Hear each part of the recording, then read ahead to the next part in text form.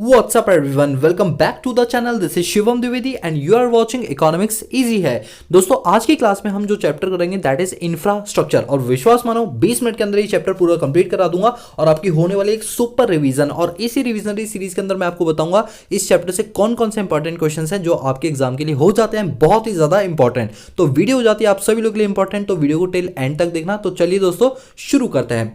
बात करते हैं इंफ्रास्ट्रक्चर का मतलब क्या होता है। दोस्तों इंफ्रास्ट्रक्चर का सीधा मतलब होता है गुड़गांव को याद कर लो, हरियाणा का गुड़गांव याद कर लो, इंफ्रास्ट्रक्चर चैप्टर खत्म हो जाएगा। वहां जाते ही आत्मा तृप्त हो जाती है, जिसे कहा जाता है मिनी ऑस्ट्रेलिया।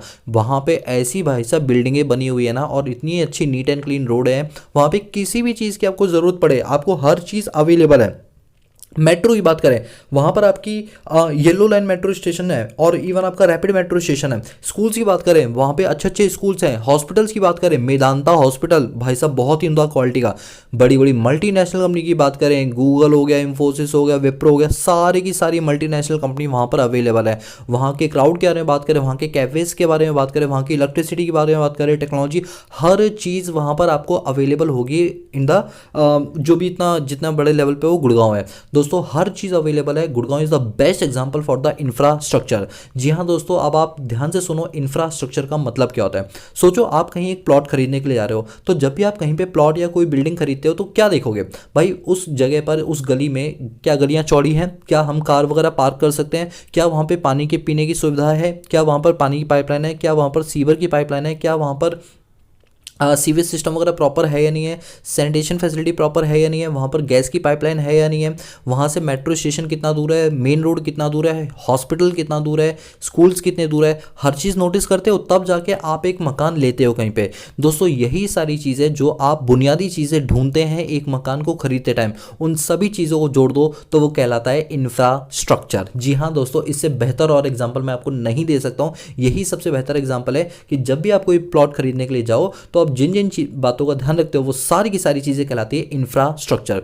यानी वो सारी बुनियादी चीजें जो एक इंसान की लाइवलीहुड के लिए, ये कह लो रहने के लिए बहुत ही जरूरी होता है। तो वही लिखा हुआ है, it refer to all such activity service and facility which are needed to provide different kind of services in an economy. वो सारे की सारी एक्टिविटी, वो सारी की सारी सर्विस जो एक इकोनॉमी को चलाने के लिए जरूरी होती है, वो सभी चीजें कहलाती हैं इंफ्रास्ट्रक्चर। जैसे रोड हो गया, पोर्ट मतलब बंदरगाह जहां पर समुद्र के जहाज खड़े होते हैं, एयरपोर्ट हो गया, डैम हो गया, power station, oil gas, telecom, education, health care facility, sanitation system, ये सारी की सारी चीज़ें कहलाती हैं इंफ्रास्ट्रक्चर। बात करते हैं इंफ्रास्ट्रक्चर कितने टाइप का होता है। ये दो टाइप का होता है, इकोनॉमिक इंफ्रास्ट्रक्चर और एक होता है आपका सोशल इंफ्रास्ट्रक्चर। इकोनॉमिक इंफ्रास्ट्रक्चर वो होता है जो कि जैसे आपके कम्युनिकेशन हो गया, मीन्स ऑफ कम्युनिकेशन हो गया, आपका ट्रांसपोर्ट फैसिलिटी हो गया, आपका टेलीकॉम फैसिलिटी हो गया, ऑयल हो गया, पावर हो गया, स्टेशन, एयरपोर्ट, डैम्स, ये सारी की सारी चीज़ें जो एक इकोनॉमी में सेंट्रल गवर्नमेंट और स्टेट गवर्नमेंट अच्छे से बनाती है, that is called economic infrastructure, जिनसे आपकी जीडीपी बढ़ती है। और बात करते हैं सोशल इंफ्रास्ट्रक्चर की। इनमें होते हैं जो सोसाइटी को सर्विसेज दी जाती हैं।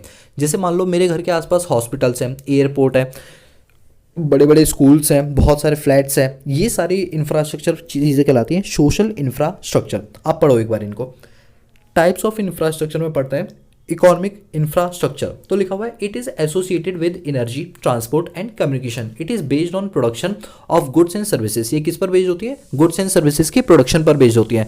दूसरी तरफ बात करते हैं सोशल इंफ्रास्ट्रक्चर की, तो ये क्या होती है? ये वो चीजें होती है जो एसोसिएटेड होती है, जैसे एजुकेशन हो गया, आपका हेल्थ हो गया, हाउसिंग हो गया, और इससे आपकी क्वालिटी ऑफ लाइफ क्या होती है? इंप्रूव होती है। ठीक है, तो ओवरऑल आपने अभी क्या सीखा दोस्तों? अगर कोई आपसे पूछे ना वाइवा में या कहीं भी पूछे इंफ्रास्ट्रक्चर का मतलब क्या होता है, सिंपल सी एक लाइन बोलना, सर इंफ्रास्ट्रक्चर का मतलब होता है वो सारी की सारी बेसिक चीजें जो एक इंसान के रहने के लिए जरूरी होती हैं और अपने आप को जिंदा रखने के लिए जरूरी होती हैं। फिर आप एग्जांपल बता देना कि जैसे रोड हो गया, ट्रांसपोर्ट फैसिलिटी हो गया, कम्युनिकेशन फैसिलिटी हो गया, बिल्डिंग्स हो गए, आपके डैम्स हो गए, ब्रिजेस हो गए, आपकी गैस पाइपलाइन हो गई, सीवेज सैनिटरी सिस्टम हो गया, आपका पानी का सुविधा हो गया, इलेक्ट्रिसिटी हो गई, रोड हो गया, स्कूल हो गया, हॉस्पिटल हो गए।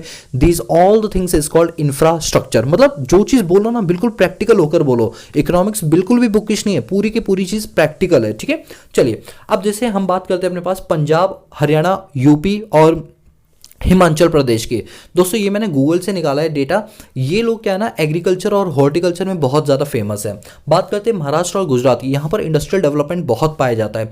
केरला तमिलनाडु की बात करें, यहाँ पर टूरिज्म और हेल्थ केयर पे बहुत ज़्यादा फोकस किया जाता है। कर्नाटका और बेंगलुरु की बात करें तो आप जानते हो IIT खड़गपुर वगैरह ये सारी चीज़ें जो है कहाँ पर पाई जाती हैं, आपकी कर्नाटका और बेंगलुरु में। बेंगलुरु तो सबसे ज़्यादा है। तो मतलब ये कुछ जगह हैं जहाँ का इंफ्रास्ट्रक्चर ना इन चीज़ों के लिए बहुत ज़्यादा फेमस है। अगर आप इसको अपने एग्जाम्पल में कोट कर दोगे तो आपके आंसर्स में लग जाएंगी 4 और CBSE बोर्ड की तरफ से आपको मिल जाने खूब ढेर सारे नंबर। चलिए बात करते हैं इंफ्रास्ट्रक्चर हमारे लिए क्यों बहुत ज़्यादा इंपॉर्टेंट है। पहली बात तो ये हमारी इकोनॉमी को बहुत ही स्मूथली रन करता है। दूसरा एग्रीकल्चर में डेवलपमेंट। अच्छा मैं पहले पॉइंट का थोड़ा सा एक्सप्लेन करना चाहता हूँ, हमारी इकोनॉमी को स्मूथली रन कैसे करता होगा। अब एक बात बताओ, कोई भी मल्टीनेशनल कंपनी अगर हमारी इंडिया में गुड़गांव में स्थापित होना चाहती है, स्टैब्लिश होना चाहती है, तो वो क्या देखेगी, यहाँ पर इंटरनेट सुविधा है या नहीं है, यहाँ पर मीन्स ऑफ ट्रांसपोर्ट कैसा है, यहाँ के लोग कैसे हैं, यहाँ पर हॉस्पिटल कितनी दूर है, हर चीज़ वो देखिए। अगर उसे हर चीज़ मिलेगी तो बड़ी बड़ी कंपनियों के जो सेटअप है, मल्टीनेशनल कंपनी की सेटअप है, वो कहाँ लगेंगे, भारत जैसे देश में लगेंगे। इसलिए इंफ्रास्ट्रक्चर हो जाने से इकोनॉमी बहुत ही स्मूथली रन करती है। नंबर 2 एग्रीकल्चर इससे डेवलप होता है। तीसरा इकोनॉमिक डेवलपमेंट होती है। अब भाई रोड वगैरह बनेगी तो इससे इकोनॉमिक डेवलपमेंट तो होगी। फिर आपको इससे बेटर क्वालिटी ऑफ लाइफ मिलती है, इससे एम्प्लॉयमेंट बढ़ता है और इससे आउटसोर्सिंग फैसिलिटी होती है। बड़ी बड़ी कंपनियां हमें ठेका देती हैं क्योंकि हमारे पास फैसिलिटी है हर काम को करने की। अब सोचो कोई बंदा मुझे ठेका दे और मेरे लाइट ना आती है तो क्या लगता है कोई मुझे ठेका देगा, नहीं देगा। तो अगर हमारे यहाँ का इंफ्रास्ट्रक्चर अच्छा है तो हमें बड़े बड़े कॉन्ट्रैक्ट्स बाहर की कंपनियों से मिलते हैं आउटसोर्सिंग के। जैसे गुड़गांव में कई सारी कंपनियां जो ये काम करती हैं। आपका बेटर मीन्स ऑफ ट्रांसपोर्ट होना चाहिए। तो ये सारी चीज़ें इंपॉर्टेंट होती हैं हमारे इंफ्रास्ट्रक्चर के लिए और यही चीज़ें हमारे महत्वपूर्ण होती हैं। ठीक है, बात करें इस स्लाइड से तो भाई साहब इस स्लाइड के अंदर आपसे इंफ्रास्ट्रक्चर के टाइप्स पूछे जा सकते हैं। ठीक है, अब आगे आते हैं। आगे है एनर्जी। दोस्तों एक बात बोलूँ, CBSE बोर्ड में एनर्जी का टॉपिक काट दिया गया है। जी हाँ दोस्तों, ये काट दिया गया है। बट एक मिनट रुको, वीडियो को स्किप नहीं करना है। मैं 1 मिनट के अंदर ये पूरा पढ़ा दूंगा। पढ़ लेने से फायदा पता है क्या होगा, फायदा ये होगा कि आप कभी आंसर छोटा लिख रहे हो और आपको कंटेंट ना मिला तो आप ये वाला कंटेंट उसमें घुसा सकते हो थोड़ी सी आंसर की लेंथ को बढ़ाने के लिए। और नॉलेज के लिए पढ़ना हमेशा चाहिए। मतलब ये मत सोचो कि टॉपिक कट गया तो हम नहीं पढ़ेंगे, नॉलेज के लिए पढ़ लो यार, क्या दिक्कत हो रही है ना। और भी कई अलग बोर्ड के स्टूडेंट्स इस वीडियो को देख रहे होंगे तो उनके तो में तो है CBSE से काट दिया गया। ठीक है, तो कोई भी बंदा वीडियो को स्किप नहीं करेगा। 1 मिनट के अंदर मैं पूरा निपटा दूं, ध्यान से सुनो। एनर्जी की बात करें तो एनर्जी का मतलब क्या होता है, जो गुड्स एंड सर्विसेज को बनाने में यूज की जाती है उसको बोलते हैं एनर्जी। अब एनर्जी में क्या होता है, जैसे जैसे हमारा एनर्जी का लेवल बढ़ता है, डिमांड बढ़ती है, वैसे वैसे उसकी जो लेवल है वो भी बढ़ने लगता है। अब जैसे एनर्जी हमारे लिए इतना ज़्यादा इंपॉर्टेंट हुआ है कि बेसिकली गवर्नमेंट ने इसके लिए एक एक्ट भी बना दिया है और इस एक्ट का नाम है energy conversation act 2001, conservation act 2001। Energy 2 type की होती है, कन्वेंशनल और नॉन कन्वेंशनल। कन्वेंशनल एनर्जी वो होती है जिसको आप लंबे समय तक इस्तेमाल कर सकते हैं, जैसे आपका कोल हो गया, ऑयल हो गया। बट फायदा घाटा इनका ये होता है कि नॉन रिन्यूएबल सोर्स है, इनको दोबारा से यूज नहीं कर सकते। बात करते हैं नॉन कन्वेंशनल की। Non conventional source of energy वो होते हैं जो आजकल मॉडर्न टेक्नोलॉजीज में यूज़ किए जाते हैं, जैसे सोलर हो गया, विंड एनर्जी हो गया, जियोथर्मल, बायोगैस, और ये रिन्यूएबल है, इनको दोबारा इस्तेमाल किया जा सकता है। कन्वेंशनल एनर्जी को 2 पार्ट में डिवाइड किया जाता है, कॉमर्शियल और नॉन कॉमर्शियल। कॉमर्शियल एनर्जी वो होती है जिनको मार्केट में बेचकर या किसी कीमत पर बेचकर उससे पैसा कमाया जा सकता है, उसको बोलते हैं कॉमर्शियल एनर्जी। जैसे आपका कोल हो गया, पेट्रोलियम, इलेक्ट्रिसिटी, ये सारे एक्सपेंसिस है और इनसे पॉल्यूटेंट्स भी निकलते हैं, तो ये थोड़ी सी कॉस्टिंग इनकी देनी पड़ती है। नॉन कॉमर्शियल एनर्जी होते हैं जिनके अगेंस्ट आपको कोई कीमत नहीं देनी पड़ती। अब एक बात हो, मैंने घर में आग जलाई, क्या उसकी कोई कीमत देनी पड़ रही है? काउ डंग है या एग्रीकल्चर वेस्ट है, नहीं देनी पड़ती है। More than 60% of Indian house hold depend किस पर, ट्रेडिशनल सोर्स ऑफ एनर्जी पर है। जैसे आप कुकिंग में देख लो, कुकिंग में आजकल क्या चल रहा है कि भाई साहब लकड़ी जलाओ और कुकिंग करो, तो इससे थोड़ा हेल्थ वगैरह तो खराब होती है, बट अब क्या करें, हमारे यहाँ पर चलता ही पुराना सिस्टम है। ठीक है, तो ये था आपका एनर्जी। आपको ज़्यादा ध्यान नहीं देना, सिलेबस से कट चुका है इसलिए। बात करते हैं पावर और इलेक्ट्रिसिटी की। दोस्तों इलेक्ट्रिसिटी तो हमारे लिए इतनी ज़्यादा ज़रूरी है, मैं आपको क्या बताऊँ कि अगर मान लो इलेक्ट्रिसिटी नहीं हो तो दोस्तों बैंक वगैरह सारी बंद हो जाएंगी, जो बैंकिंग ट्रांजेक्शंस है वो नहीं होंगी, इंटरनेट चलना बंद हो रहा है। और इंटरनेट नहीं चला तो भाई साहब ऐसा समझो कि तुम्हारी दिमाग की मशीन और तुम्हारे दिल के फेफड़े सारे फेल हो जाएंगे। ये तो बात तुम जानते हो, इंटरनेट कितना ज़्यादा ज़रूरी है और उसके लिए बिजली होना बहुत ज़रूरी है। तो बिजली हर चीज़ की बहुत बड़ी कड़ी है, बिजली नहीं होगी तो बैंक बंद हो रही है, बैंक बंद होगी इंटरनेट बंद, मतलब कई सारी चीज़ें इंटरकनेक्टेड है, तो इकोनॉमी ठप्प पड़ सकती है अगर 1 घंटे भी बिजली चली है। तो पावर और इलेक्ट्रिसिटी हमारे लिए बहुत ही ज़्यादा ज़रूरी है। तो वही लिखा है, the growth rate of demand for power is generally higher than the GDP growth rate. जिस तरह से जीडीपी, हम लोग जीडीपी बढ़े ना बढ़े कोई फर्क नहीं पड़ता, बट इलेक्ट्रिसिटी की पावर सप्लाई बढ़नी चाहिए, 24 के 24 घंटे सप्लाई होनी चाहिए। इसीलिए हमारी इंफ्रास्ट्रक्चर एक बहुत ही क्रिटिकल पॉइंट है।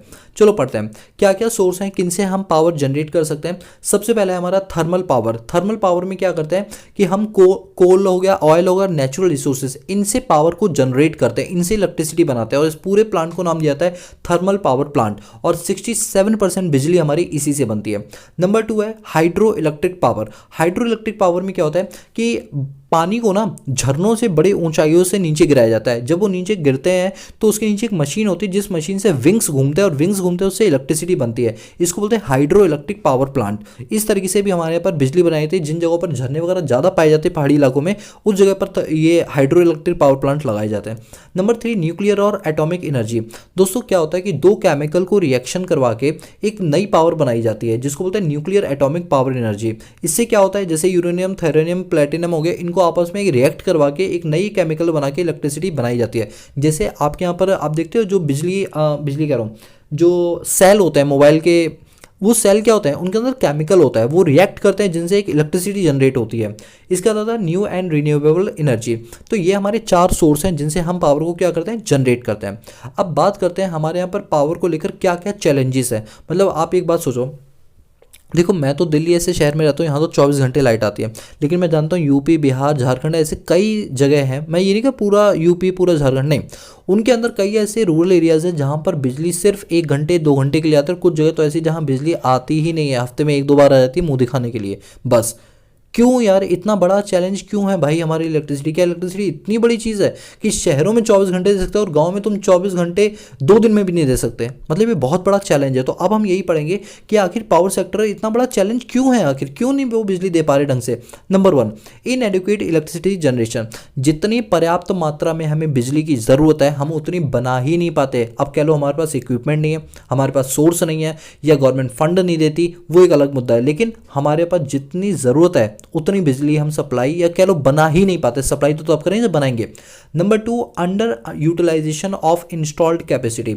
जितनी हमारे पास इंस्टॉल्ड कैपेसिटी है हम उससे भी कम यूटिलाइज करते हैं। अब आप समझ जाओ कि मम्मी ने 10 रुपये दिए और कहा जाके चाउमीन खा, और मैं 5 रुपये वाली चाउमीन खा के आता हूँ, तो 5 रुपये वाली चाउमीन में वो टेस्ट आएगा? नहीं आएगा। तो मैंने अपनी चीज़ों को थोड़ा अंडर यूटिलाइज किया। यही चीज़ होती है पावर जनरेशन में कि वो अपनी जितनी कैपेसिटी है उसका पूरा इस्तेमाल नहीं करते, जिसके चलते पावर जनरेशन बहुत पीछे चला गया। Number 3 poor performance of state electricity board. अब ये जो होते हैं ना स्टेट इलेक्ट्रिसिटी बोर्ड, जैसे मैं दिल्ली की बात करूँ तो दिल्ली के अंदर BSES राजधानी पावर लिमिटेड और यमुना पावर लिमिटेड, ये 2 कंपनी, और दोनों एक ही कंपनी है, बस ये 2 अलग अलग रीजन में 2 अलग अलग लाइटें जाती हैं, वैसे है ये एक ही कंपनी। अब ये कंपनी जो होती है ना, अब इनकी परफॉर्मेंस दिल्ली में तो अच्छी है, लेकिन अब बात करें BSES राजधानी पावर लिमिटेड की यूपी में, भाई साहब वहाँ ये इनकी अच्छी फैसिलिटी नहीं है। यानी स्टेट इलेक्ट्रिसिटी बोर्ड भी जो है कहीं ना कहीं इस बात को लेकर ये बोलता है कि भाई हमसे ये परफॉर्मेंस उस जगह पर नहीं हो पाती जहाँ पर means of communication, means of transport अच्छे ना हो। Number 4 shortage of input. भाई साहब बिजली बनाने के लिए आपके पास इक्विपमेंट होने चाहिए, पता चलता है इनके पास इक्विपमेंट की ही शॉर्टेज है, तो तुम क्या बिजली बनाओ, क्या तुमसे एक्सपेक्टेशन जनता रखकर चलेगी। 5वां है limited role of private and foreign enterprise. भाई गवर्नमेंट जब तुमसे काम नहीं होता तो ये काम प्राइवेटाइज कर दो, अभी बिजली आ जाएगी, 10-10 कंपनियां आएंगी, रेट डाउन करेंगी, क्वालिटी अच्छी करेंगे, लेकिन गवर्नमेंट को लगता है नहीं बिजली को तो हमें अपने पास रखना है, तो भाई रखो, या तो तुम देने लायक बनो अच्छी, और नहीं दे पा रहे तो उसको बेचो, प्राइवेटाइज करो, लेकिन वो करती नहीं है, जो बहुत गलत चीज़ है। और छठा है लैक ऑफ पब्लिक कॉपरेशन। भाई पब्लिक का तो कोई कॉपरेशन ही नहीं है, पब्लिक को तो बस चांस मिल जाए चोरी करने का बिजली का, तुरंत कटिया डाल के चोरी करने स्टार्ट कर देंगे, और कई जगहों पर चोरी होती भी है बिजलियों की, आपको पता है ना ये चीज़। अब डीजे वाला देख लो, शादी में डीजे के लिए खंबे पे चढ़ जाते हैं, भाई साहब दिल्ली ऐसे शहर में खंबे पे चढ़ जाते हैं जहाँ पर कोई चोरी नहीं हो सकती, बट भाई साहब डीजे वाले बाबू को तो अपना डीजे बजाना है, वो तो अपना चोरी करेगा ही करेगा। तो ये सारी कुछ चैलेंजेस हमारे पावर सेक्टर में। अब इसको किस तरह से हम इंप्रूव कर सकते हैं उस पर बात करते हैं। देखो भाई ऐसा है कि PLF को बढ़ाओ। PLF का मतलब होता है प्लांट लोड फैक्टर। आप जानते हो जैसे गर्मियों में ट्रांसफार्मर फूक जाता है, क्यों फूक जाता है कि जैसे मान लो एक एरिया है, उस एरिया में 2 ट्रांसफार्मर है जो लाइट की सप्लाई करेंगे, दोनों एक साथ जलेंगे तभी सप्लाई हो पाएगी। अब दोनों वैसे भी गर्मी होती है, गर्मी में वैसे भी ट्रांसफार्मर गर्म हो जाते हैं पूरे, ऊपर से ट्रांसफार्मर जब इलेक्ट्रिसिटी का इधर से उधर भेजते हैं, ट्रांसमिट करते हैं, तो भी मशीन पूरी गर्म हो जाती है और वो फूक जाता है, और जब फूकता है तो भाई साहब वो और भी चीज़ों को ले डूबता है। तो ऐसे में क्यों नहीं 2 की 4 ट्रांसफार्मर लगाओ कि अगर 6-6 घंटे पर ट्रांसफार्मर को आराम दे दो कि 6 घंटे ये चलेगा फिर 6 घंटे वो चलेगा, ताकि पहले वाला 6 घंटे रेस्ट कर ले। भाई मशीन है कभी ना कभी तो गर्म होगी, तो प्लांट लोड फैक्टर को बढ़ाना भी बहुत ज़रूरी है, जिससे पावर सेक्टर कहीं ना कहीं इंप्रूव हो जाएगा। Number 2, control of transmission and distribution losses. अब क्या होता है ना, बिजली हम जितनी बनाते हैं उससे कहीं ज़्यादा वेस्ट कर देते हैं एक जैसे दूसरे पर उसको ट्रांसमिट करने के लिए। तो ट्रांसमिशन के लिए जो सोर्स हैं, जो इक्विपमेंट्स हैं, वो अच्छे यूज़ करने चाहिए। पता चलता है कि मैं बनाता तो खूब हूँ, लेकिन जब तक वो गाँव में पहुँचे तब तक बिजली इतनी ज़्यादा कंज्यूम हो जाती है, इतनी ज़्यादा लोग उसकी चोरी कर लेते हैं, तो फ़ायदा क्या उस चीज़ का, इस पर सुधार करना चाहिए। Number 3, increase in productive capacity. हमें अपनी कैपेसिटी को इंक्रीज करना चाहिए जिससे कि फ़ायदा पहुंचे। Promote the role of private sector, जैसे हमने ऊपर पढ़ा कि भाई पब्लिक सेक्टर तुमसे अगर नहीं हो पा रहा तो प्राइवेट सेक्टर को दो, वो करेगा तुम्हारे यही काम। Encourage use of renewable resources, हमेशा रिन्यूएबल रिसोर्स का यूज़ करना चाहिए जिससे कि इन्वायरमेंट इको फ्रेंडली भी रहे और हमारा काम भी चलता रहे। Development of hydro potential plant. अभी पोटेंशियल प्लांट क्या होते हैं, जैसे विंड एनर्जी हो गया, सोलर मिल हो गया, सोलर पैनल्स हो गए, इनका यूज़ करना चाहिए जिससे इलेक्ट्रिसिटी की जो कंजम्पशन है वो आपकी ना रुके और आपको इलेक्ट्रिसिटी मिलती रहे। और इसके लिए बेस्ट एग्जांपल है इंडिया में टेस्ला मोटर्स आने वाली है, जो कि इलेक्ट्रिक कारें बनाती है, तो पेट्रोल का कंजम्पशन कम हो जाएगा और एनर्जी हमारी यूज़ होने लगेगी। And number 7 is technological innovations, नई नई टेक्नोलॉजीज़ को इन्वेंट करो जिससे कि हम अपनी पावर सेक्टर को जनरेट होने से वेस्ट होने से बचा पाएँ। So guys, this is all about your challenges in power sector and how to improve power sector. इनसे आपके एग्जाम में जो क्वेश्चन है वो बहुत ही ज़्यादा इंपॉर्टेंट है, बनेगा ही बनेगा। ठीक है, अब बात करते हैं हमारे इंफ्रास्ट्रक्चर में हेल्थ का भी एक बहुत बड़ा रोल है, बहुत बड़ा रोल। लिखा हुआ है health means a sound and physical mental state of individual. Good health, अब देखो एक अच्छी हेल्थ का क्या फ़ायदा होता है, पहले तो इससे आपकी ओवरऑल एफिशिएंसी बढ़ जाती है टास्कों को करने की, और इससे आपकी प्रोडक्टिविटी बढ़ जाती है और मेंटल एबिलिटी, दिमाग से आप संतुष्ट रहते हैं और अच्छे अच्छे डिसीजन लेते हो, इसलिए हेल्थ आपके लिए बहुत ज़रूरी है। और हेल्थ भी हमारे इंफ्रास्ट्रक्चर के लिए एक बहुत ही इंपॉर्टेंट पार्ट है। बात करते हैं रोल ऑफ प्राइवेट सेक्टर की। प्राइवेट सेक्टर ने तो भाई साहब हेल्थ में बहुत तहलका मचा रखा है। More than 70% of hospital is run by the private sector. इसमें 3 टायर है, टायर 1, टायर 2, टायर 3। टायर 1 के अंदर हमने प्राइमरी हेल्थ सेंटर्स खोले, कम्युनिटी हेल्थ सेंटर्स खोले, सब सेंटर्स खोले। सेकंड टायर के अंदर हमने सेकेंडरी हेल्थ इंस्टीट्यूशंस खोले, इसमें इलेक्ट्रोकार्डियो मशीन, ईसीजी मशीन और एक्सरे मशीन का इन्वेंशन किया गया। टायर 3 के अंदर हमने टर्शियरी हेल्थ केयर सर्विसेज खोले, जैसे एम्स वगैरह का गठन किया गया। तो 3 टायर के अंदर हमने हॉस्पिटल्स को खोलने शुरू किए। बात करते हैं कि हमारे यहाँ पर हेल्थ इतनी अच्छी क्यों नहीं है। कहने को केजरीवाल ये बोलते हैं कि हमने मोहल्ला क्लिनिक खोला है, उसमें जाके इलाज कराओ, लेकिन जब खुद की बारी आती है तो वो पहुंच जाते हैं लंदन में इलाज कराने के लिए। राहुल गांधी की बात करें, राहुल गांधी कहते हैं कि भारत में हम हर चीज़ ला के देंगे। भाई साहब, तुमने 60 साल भारत में राज किया प्रधानमंत्री रहकर, मतलब तुमने नहीं, तुम्हारी पार्टी ने, पार्टी के कार्यकर्ताओं ने रहकर, तुमने कितने ऐसे अच्छे हॉस्पिटल बनाए। तुम्हें कभी कोई दिक्कत होती तुम अपनी नानी के पास लंदन में भाग जाते हो, है ना। बात करते हैं उनकी जो हमारे बाबा रामदेव है। अब बाबा रामदेव क्या कहते हैं, कोरोनिल निकाली भाई साहब, कोरोना की दवाई निकाली, वो तो बैन कर दी बनाई। तो भाई साहब इन्होंने तो भारत पूरे विश्व में सबसे पहले दवाई निकाली थी कोरोनिल नाम की। तो भाई साहब मार्केटिंग चैनल तो भाई साहब कोई बाबा रामदेव से सीखे। अब बाबा रामदेव से कहा जाए कि बेटा एक बात, बाबा जी एक बात बताओ कि आप इतने सारे योगासन करा रहे हो, तो योग के साथ आप ढोंग क्यों कर रहे हो। ढोंग का मतलब है, एक बात बताओ, तुम अपनी आंखें क्यों नहीं सही कर पा रहे हो, ये बताओ। तुमने इतने सारे योग, कहा जाता है योग से स्वास्थ्य सही हो जाता है, तो अगर स्वास्थ्य सही हो जाता है तुम अपनी आंखें क्यों नहीं सही कर पा रहे हो, जो इतने सालों से बहंगी आंखें हैं तुम्हारी। देखो कहने में मुझे बहुत कटु शब्द यूज़ करने पड़ रहे हैं, लेकिन मुझे बहुत गुस्सा आता है जब पॉलिटिकल पार्टी अपने वोट बैंक बनाने के लिए इस टाइप के भाषण देती है और इससे जनता भुगतती है। कमेंट करके मुझे कोई गलत कमेंट मत करना। देखो जो बात सच है मैं वही बोलता हूँ। मुझे किसी भी पार्टी से प्यार नहीं है, सिर्फ उस पार्टी से प्यार है जो अच्छे काम करती है। अगर मान लो मोदी का कोई काम पसंद है तो मुझे मोदी पसंद है, मुझे केजरीवाल पसंद आया तो केजरीवाल का कोई एक टास्क पसंद है। 100% तो कोई भी परफेक्ट नहीं होता है, ठीक है। तो चलो थोड़ा सा आपको भी नॉलेज होगी इसी बहाने। तो अब ये बताओ हमारे इंफ्रास्ट्रक्चर में हेल्थ में क्या क्या चीज़ों की कमी है। सबसे पहला, इनएडिक्वेट डिस्ट्रीब्यूशन ऑफ हेल्थ सर्विस। जिस हिसाब की हेल्थ सर्विस होनी चाहिए वो डिस्ट्रीब्यूशन सही से हो ही नहीं पा रहा। अब एक बताओ, शहरों में इतने सारे डॉक्टर हैं, गांव में डॉक्टर नहीं। गांव में अगर कोई बंदा हार्ट अटैक आ जाए, जब तक शहर में पहुंचे इलाज करें तब तक तो रास्ते में डेथ हो जाएगी ना, बताओ आप लोग। तो ऐसे में जो डिस्ट्रीब्यूशन सिस्टम है ना हेल्थ सर्विसेज का, वो सही नहीं है। शहरों में 20-20 हॉस्पिटल और गांव में एक भी हॉस्पिटल नहीं, ये कहाँ का लॉजिक है। दूसरा, कम्युनिकेबल डिसीज, जैसे कोरोना की बात कर ले, HIV एड्स की बात कर ले, ये इस तरीके से फैलती है कि पूछो मत। तो इस पर रोकथाम लगाने के लिए हमारे पास कोई खासा इलाज नहीं है। पुअर सैनिटेशन फैसिलिटी, कोई सैनिटेशन की फैसिलिटी नहीं है। मतलब लोग लोटा लेके फिर भी खेतों में जा ही रहे हैं, इतना शौचालय वगैरह बनवाए लेकिन लोटा लेकर फिर भी निकल दिए। तो इस तरह से क्या होगा, आप कहीं ना कहीं जो है हेल्थ को लेकर कॉन्शियस नहीं हो। फोर्थ है लैक ऑफ मैन पावर, उतनी मैन पावर ही हमारे पास नहीं है कि हम किसी पर चालान लान कर पाए, इतने ज़्यादा लोग नहीं है। माल न्यूट्रिशन की कमी है, रोल ऑफ प्राइवेट सेक्टर है, पुअर मैनेजमेंट है हेल्थ केयर सर्विसेज का, जिनके चलते हमारे पर हेल्थ इंफ्रास्ट्रक्चर है वो बहुत ही ज़्यादा आउटडेटेड है। अब देखो यहाँ पर कुछ इंपॉर्टेंट नोट लिखा हुआ है कंट्रोल नियरली 2/5 बेड जो है वो किसके द्वारा अवेलेबल कराए गए, प्राइवेट सेक्टर के द्वारा। मोर देन 70% हॉस्पिटल किसके द्वारा रन किया जाता है, प्राइवेट सेक्टर के द्वारा। 60% से ज़्यादा डिस्पेंसरीज कौन रन करता है, प्राइवेट सेक्टर कर रहा है। और सारे के सारे एनआरआई जितने फॉरनर्स होते हैं वो सारे के सारे सुपर स्पेशलिटी हॉस्पिटल्स को यूज़ करते हैं, और वो भी किसके द्वारा, प्राइवेट सेक्टर के द्वारा। मतलब जितने भी एनआरआई वगैरह होते हैं वो कभी गवर्नमेंट हॉस्पिटल में देखें, सारे के सारे मेदांता में मिलेंगे आपको हरियाणा के, मतलब प्राइवेट हॉस्पिटल में। तो भाई साहब प्राइवेट हॉस्पिटल में तो लूट मचा रखी है, लेकिन देखो भाई सर्विस दे रहे हैं, लूट है नो डाउट, लेकिन एटलीस्ट हमारा इंफ्रास्ट्रक्चर में प्राइवेट सेक्टर का तो हेल्थ में बहुत बड़ा रोल है। ठीक है, अब बात करते हैं इंडियन सिस्टम ऑफ मेडिसिन। दोस्तों ये बहुत ही एक बड़ी यूनिवर्सिटी है, कह लो एक संस्था है जो हमेशा इन्वेंशन करती है कि आप दवाइयों से ज़्यादा आयुर्वेद पर बिलीव करो। तो आइए हम बोलते हैं इंडियन सिस्टम ऑफ मेडिसिन। आप देखो हेल्थ केयर में आयुर्वेद, योगा, सिद्धा, नारपुट्टा, मतलब कई सारे इनके स्कीम्स हैं जिनके थ्रू ये क्या करते हैं, रोग का इलाज करते हैं विदाउट एनी मेडिसिन, मतलब आयुर्वेद पर बेस्ड होता है। एट प्रेजेंट 3200 ISM हॉस्पिटल है और 27,000 इनकी क्या है, डिस्पेंसरीज है। ठीक है, सो गाइस यहाँ पर हमारे चैप्टर कंप्लीट होता है। So this is all about your infrastructure. I hope कि आपको हर चीज़ समझ आ गई होगी।